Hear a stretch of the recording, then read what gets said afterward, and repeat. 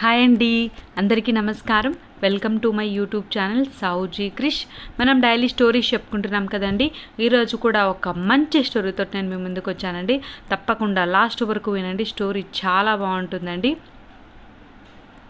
Story పేరు వచ్చరికి అసలైన తీర్పు అండి. రచించిన వారు కొత్తపల్లి రవికుమార్ గారండి.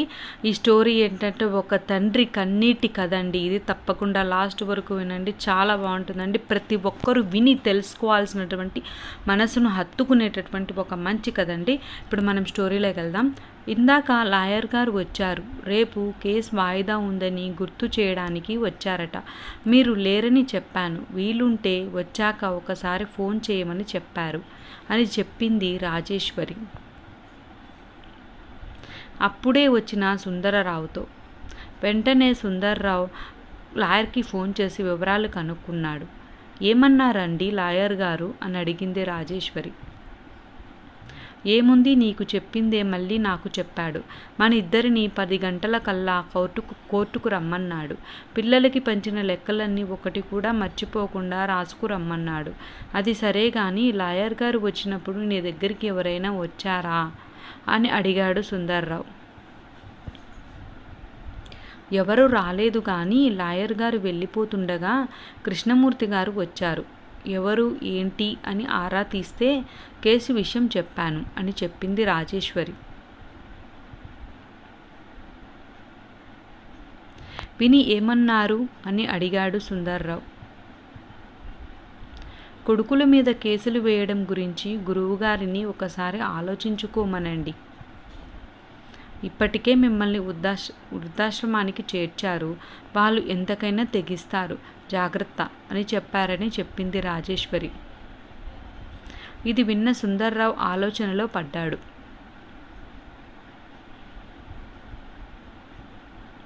సుందర్రావు స్కూల్ టీచర్గా చేసి రిటైర్ అయ్యారు. తన జాగ్రత్తతో తెలివితో తన జీతంలో కొంచెం కొంచెం కూడబెట్టి రిటైర్మెంట్ టైంకి ఏ స్కూల్ టీచర్ సంపాదించినంత సంపాదించాడు. అనవసరమైన ఖర్చులకు ఏ రోజు వెళ్ళలేదు. 2 కొడుకుల్ని బాగా చదివించి మంచి ప్రయోజకుల్ని చేశాడు. మంచి స్టేటస్ ఉన్న సంబంధాలు చూసి పెళ్ళిళ్ళు చేశాడు. ఎప్పుడో పోయిన తర్వాత తన ఆస్తి కొడుకులకు అందడం కన్నా ఇప్పుడే అవసరమైనప్పుడు ఆస్తి పంచి ఇవ్వడం మంచిది అని ఆలోచించి ఆస్తి మొత్తం కొడుకులకు పంచేశాడు. ఆస్తి పంచిన తర్వాత తను ఎంత పొరపాటు చేశాడో తెలిసి వచ్చింది సుందర్రావుకి. ఆస్తి పంపకాలైన తర్వాత కొడుకుల అసలు రంగు బయటపడింది. తల్లిదండ్రులను తమ వద్ద ఉంచుకోవడానికి కొడుకులు వంతులు వేసుకోవడం సుందర్రావుకు రుచించలేదు. అందుకే అవస్థలు పడుతూ కొడుకుల దగ్గర ఉండే కన్నా వచ్చే పెన్షన్తో ఏదో ఒక వృద్ధాశ్రమంలో ఉందామని రాజేశ్వరికి నచ్చచెప్పి ఇదిగో కృష్ణమూర్తి నడిపే వృద్ధాశ్రమంలో ఉంటున్నారు.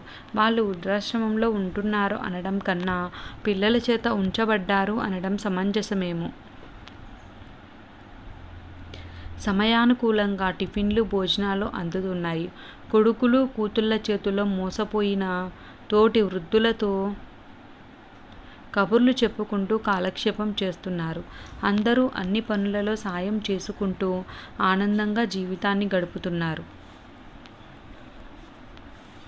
ఆ ఆనందం వెనుక పైకి వాళ్ళు చెప్పుకోలేని మానసిక శోభ, తమ రక్తం పంచుకొని పుట్టిన నరరూప రాక్షసుల కరుడు కట్టిన మానవతా రహిత హృదయాలు ఉన్నాయి. కానీ అవి పైకి కనిపించనీయకుండా అందరూ బాగా నటిస్తూ కాలాన్ని గడిపేస్తున్నారు.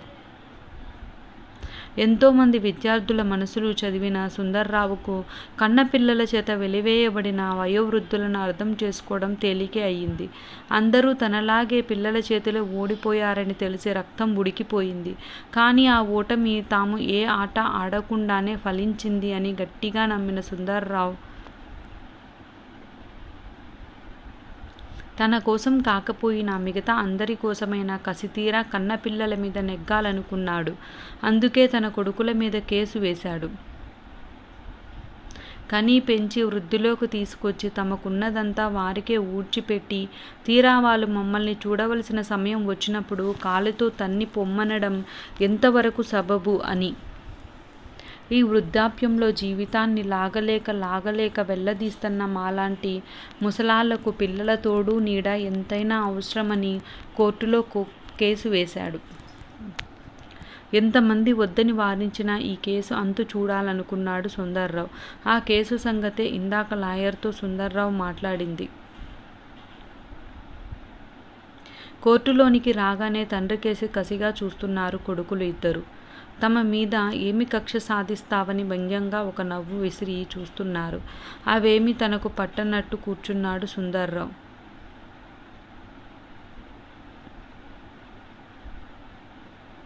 జడ్జి రాగానే కేసు వాదన ప్రారంభించమన్నాడు. సుందర్రావు కొడుకుల వైపు వాదించే లాయర్ కిషోర్ లేచాడు. యువర్ ఆనర్, కన్న పిల్లలను పెంచాల్సిన బాధ్యత తల్లిదండ్రులకు ఖచ్చితంగా ఉంది. అలాగే సంపాదించిన సంపాదన కొడుకులకి ఇవ్వాల్సిన బాధ్యత కూడా తల్లిదండ్రులకు ఉంది. ఎప్పుడో వయసు అయిపోయిన తర్వాత ఆస్తి పిల్లలకు ఇచ్చినా ఉపయోగానికి రాదు. అవసరం ఉన్నప్పుడు ఇస్తేనే కదా పిల్లలకి ఏదో రకంగా ఉపయోగపడుతుంది.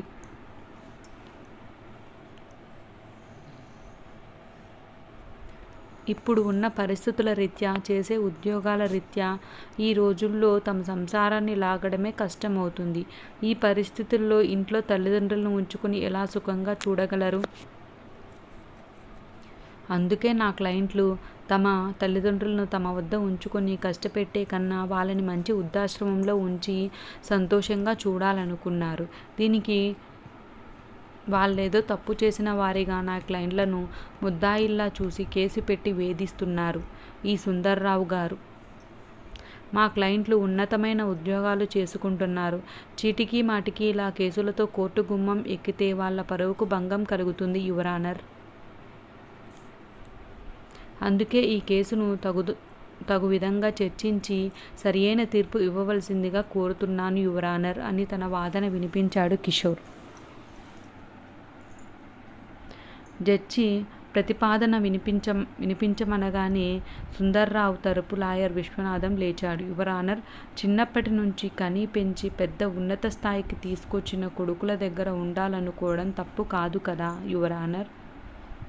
ఈ వయసుడిగిన వయసులో ఎవరి ఆధారం లేకుండా ఎలా ఉండగలరు? ఉన్నదంతా ఊడ్చి కన్నపిల్లలకి ఇచ్చేసి ఈ ముసలాళ్ళు ఎలా జీవితాన్ని లాగగలరు యువర్ ఆనర్? వీళ్లకు పెళ్ళయ్యేంత వరకు కంటికి రెప్పలా చూసుకొని పెళ్ళైన తర్వాత తమ దగ్గర ఉన్నది ఇచ్చేసిన ఈ తల్లిదండ్రులను ఇప్పుడు జాగ్రత్తగా చూడవలసిన బాధ్యత ఖచ్చితంగా కొడుకులుగా వీళ్లకు ఉంది.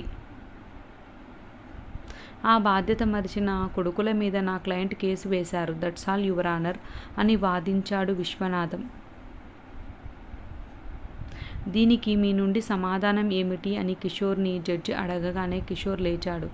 యువర్ ఆనర్, ఇదంతా సుందర్రావు గారు నా క్లయింట్ల మీద చేస్తున్న అనవసరపు రాద్ధాంతం. ఒక్కసారి ఆస్తి వాళ్ళ పేరు మీద రాసిన తర్వాత మరలా తిరిగి తనకు ఎలా రాయమంటారు?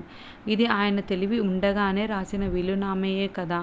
మరలా తిరిగి రాసిమ్మని కోర్టు గుమ్మం ఎక్కారంటే వారి మానసిక స్థితి గురించి ఆలోచించాల్సిన అవసరం ఉంది యువర్ ఆనర్.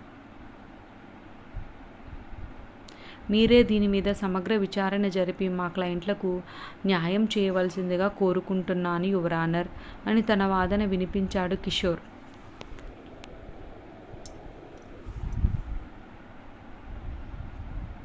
దీనికి మీ సమాధానం ఏమిటి అని విశ్వనాథాన్ని అడిగాడు జడ్జ్. విశ్వనాథం లేచే లోపల సుందర్రావు లేచాడు. నా వేదనను నేను మాత్రమే చెప్పుకోగలను సార్. నా బాధను చెప్పుకునేందుకు నాకు ఒక అవకాశం ఇవ్వండి జడ్జి గారు అని అడిగాడు సుందర్రావు. మీరు ఏమి చెప్పదలుచుకున్నా ఈ బోనులోకి వచ్చి చెప్పండి అన్నాడు జడ్జి. సార్, నేను నా కొడుకులకు, అదే సార్ ఈ రాక్షసులకు నేను పంచి ఇచ్చినది నాకు తరతరాలుగా వచ్చిన ఆస్తి కానే కాదు సార్. నేను ఒక్కొక్క పైసా కూడా పెట్టిన ఆస్తి. ఇది నా ఒక్కడి రెక్కల కష్టార్జితం సార్. నా చెమట కంపుతో పోగుబడిన పచ్చ కాగితాల సంపద సార్. ఇందాక సదరు లాయర్ గారు నేను తెలివి ఉండగానే రాసిన వీలునామా అని అన్నారు. అవును సార్, నాకు తెలివి ఉండే ఈ మూర్ఖులకున్న ఆస్తినంతా రాసిచ్చాను సార్. కానీ నేను ఎంత తప్పు చేశానో ఆ తర్వాత తెలిసి వచ్చింది. ఇప్పుడు అదే తెలివితో నా ఆస్తి నాకు కావాలని కేసు పెట్టాను సార్.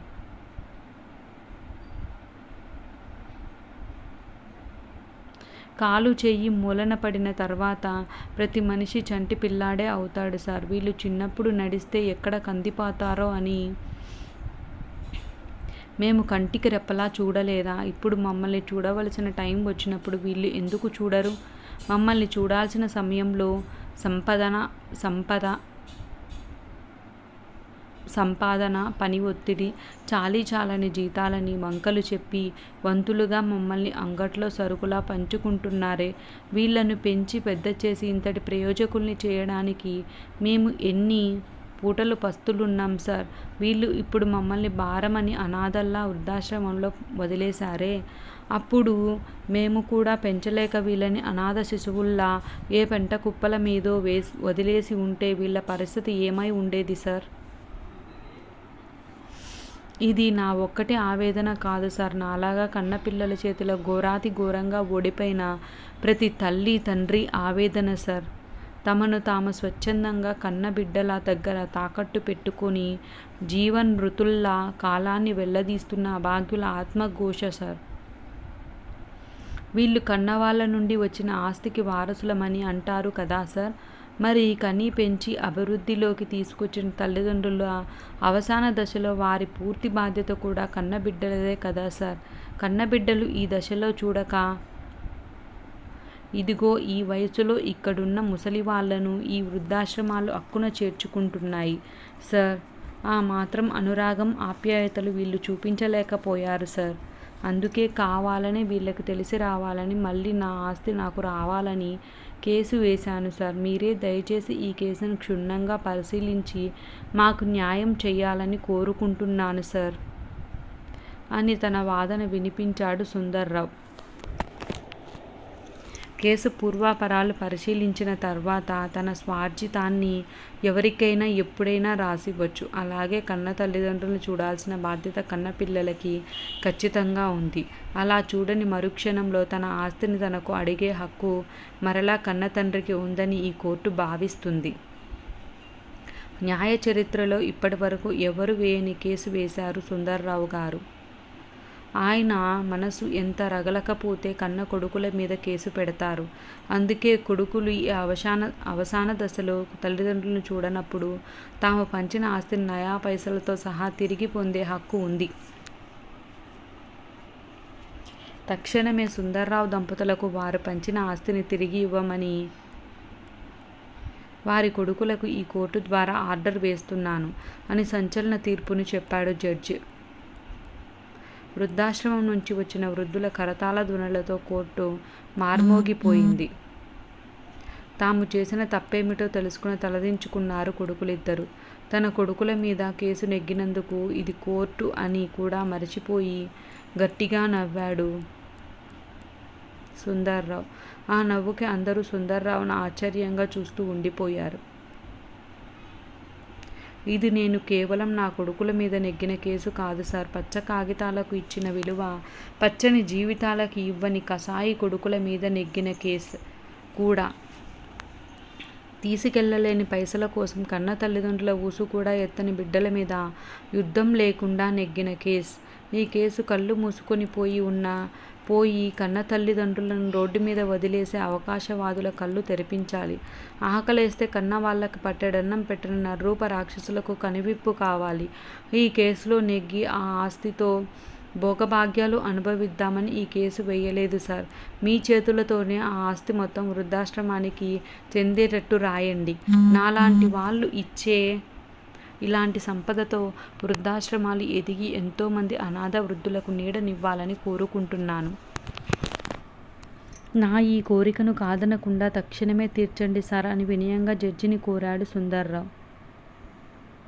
సుందర్రావు తీసుకున్న నిర్ణయానికి అక్కడున్న ప్రతి ఒక్కరూ చేతులెత్తి నమస్కరించారు, జడ్జితో సహా.